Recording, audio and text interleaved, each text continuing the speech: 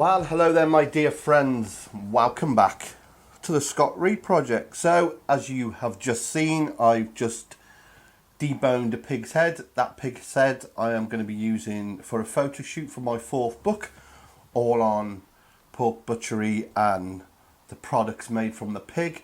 Classic British charcuterie if you like, things like brawn, haslet, bacon, sausages, white pudding, faggots, black pudding and so on and so forth. So that pig's head was for a photo shoot. I've got that head now curing, ready for my brawn, which will be made in a couple of days. But what I'm left with are these wonderful looking things. The ears of the pig. So what I want to do is just a classic crispy pig's head recipe. You know, we all hear the term nose to tail, everything but the squeal, and you really can use every part of the pig. So looking at these ears then, I might have to get the razor out, but then again it may just all peel off what's left of it. I have got a vintage pig scraper if this doesn't work. Oh, that's going to work nicely. So what I'm going to do then first of all is just tidy these up. No one likes hairy meat, so nice and simple, just scraping all that hair off that was left on at the abattoir, and then we'll get the pan out and we'll just do a preliminary boil for 2 or 3 minutes just to clear out any gunk, and then we'll get a little bit of a mirepoix going and we'll start to gently cook them for a couple of hours just until they're soft enough for the point of a knife to go through. So yeah, I'll carry on with this. What a way to spend a Sunday. And next time you see them, they'll be ready to go in the pot. Strangely therapeutic. I've got issues, man. Right then, couldn't be easier. Fire, pan, some water. Like I said, all we're going to do is just put the ear rolls in.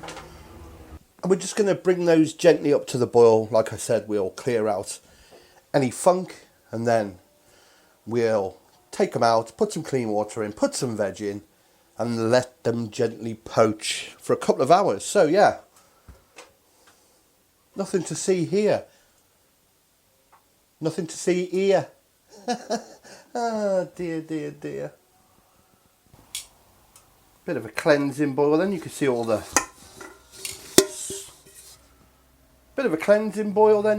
scum rising to the surface. These have changed shape. So what I'm going to do, is change that water, put my veg in. I've got to get a carrot yet, but I've just got some leek, some onion, some thyme out the garden, a few peppercorns and a bay leaf. Get my ear rolls in, some fresh water,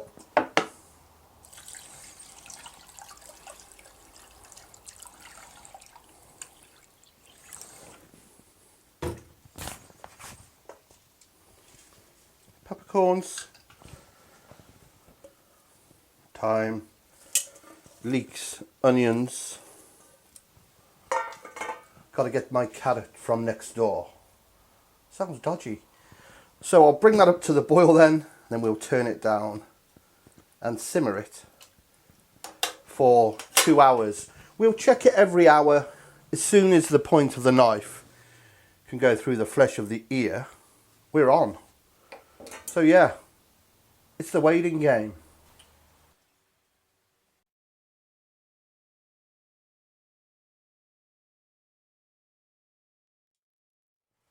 So these have been in then for about 2 hours. Just want to check the knife goes through. It does. Beautiful. So be careful here because it can just slide off. So what I'm going to do is put them into this bowl.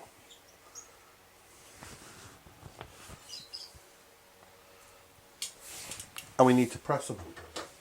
Because that lovely liquor in there, you can see in the sunlight, the fat. That would make a great stock.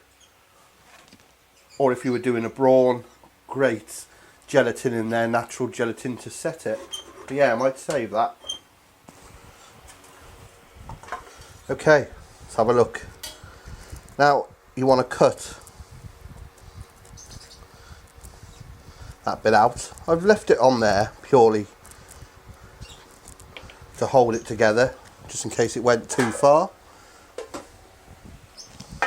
But you want to be able to lay these flat or flattish.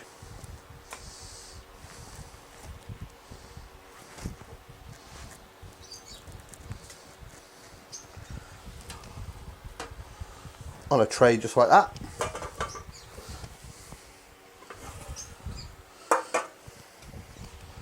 Then you can use a roasting pan, a baking tray, whatever you've got to hand. And all you do is put another tray on top. Use tins of baked beans, a house brick, whatever. I'm going to use these old school weights.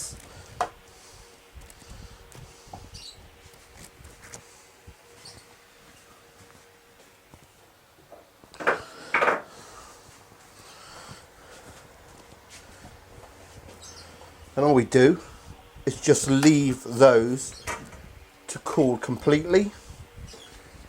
And then we can do the next phase, where we turn these lovely piggy ears into an absolutely delicious delicacy. Let's have a look at these beauties. So, these are cooled completely, as you can see, nice and flat, beautiful. So what we need to do then is cut these into strips. So we're going to be frying these then, so we don't want them too big. I think if we go like that,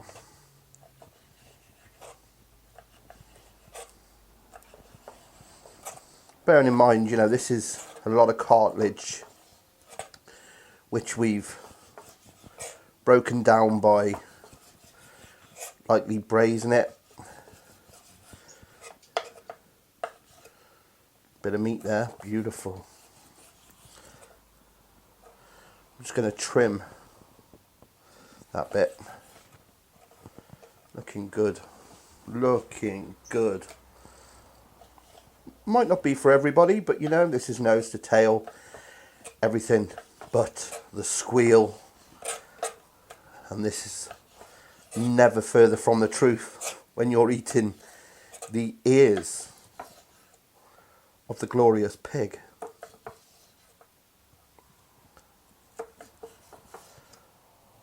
Trim that. Might be able to salvage that bit. So, nearly there. All we need to do then is coat these, or pane them if you want to be posh. You know the drill: flour, egg, breadcrumb. Let's try them.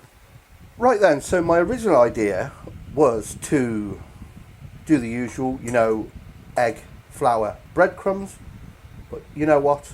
I think I'm going to take it that little bit further, something a little cooler, and southern fry them. That is the plan. So in here I've got some plain flour, some corn flour, some thyme, some oregano, some garlic powder, there's some onion powder in there, some cayenne, some paprika, white pepper, what's that? Baking powder. And there is some salt in there. So I'm just going to give that a good mix till it be all one uniform colour.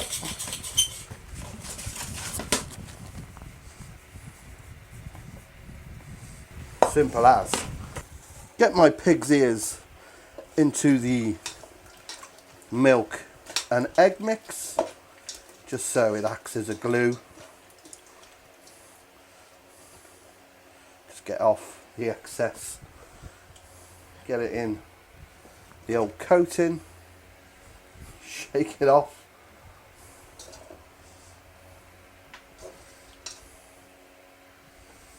Now, you could do this in a pan of oil on the hob, but I'm going to do it the easy way and use my Skanky deep fat fryer. Right, give them a good coating. And you don't want to shake it too much because you'll shake the coating off. But yeah, they is looking tip top.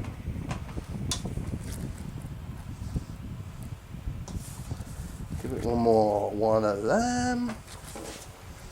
Man, this thing is rank. I'm just going to do a test run. 190 degrees C. See what happens. So that's had 3 minutes. Nice and crispy. Oh yeah. So I shall fry off the rest in the Skank fryer and we'll have a taste. So I've got a wonderful new serving chopping board from the wonderful Ollie. As you can see, everything but the squeal, nose to tail butchery. That's what we're all about. And it don't get no more nose to taily than crispy, southern fried, pig's ears, sriracha mayo. Have a look at them. They are absolutely wonderful. The ultimate snack.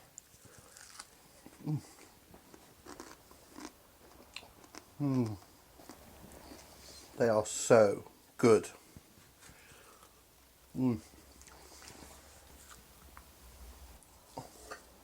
Just have a look at one of those. Now, as long as you get that cartilage nice and soft, you're away. So just time it so the point of the knife goes through. And if you still don't fancy it, eat around it.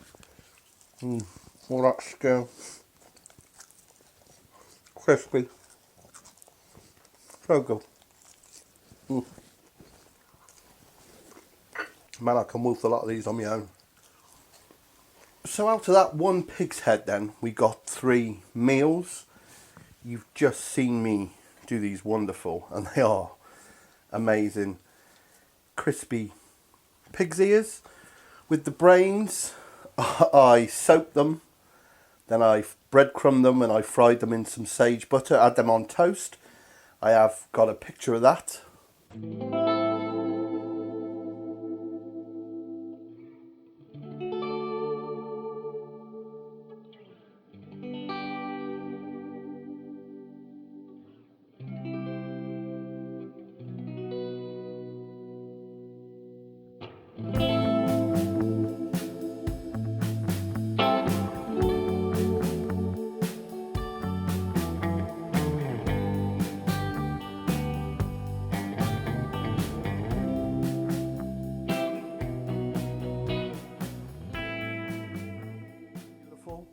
Also, with the rest of the head, which I cured, I made a wonderful brawn or head cheese or fromage de tête, whatever you want to call it.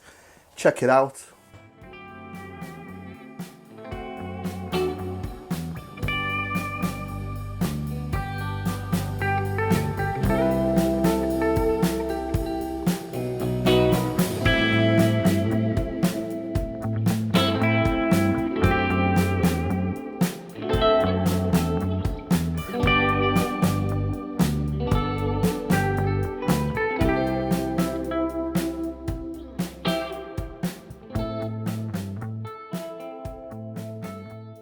Yeah, when we talk about nose to tail butchery, everything but the squeal, this epitomises what it's all about. And it says it all on there. Now, the reason I had this done is my 4th book. I'm writing it at the moment. It's all about the pig. I'll keep you posted. All pig butchery or charcuterie, well, traditional classic British charcuterie.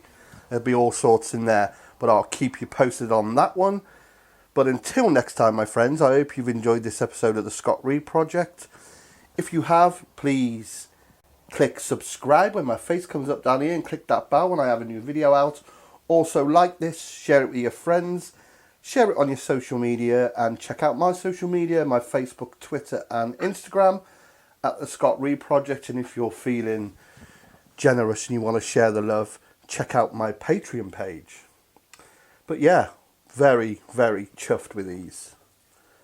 What would normally, I suppose, be given to the dog or go in the bin makes a wonderful, wonderful snack. Right, I'm going to go and enjoy these now. So good.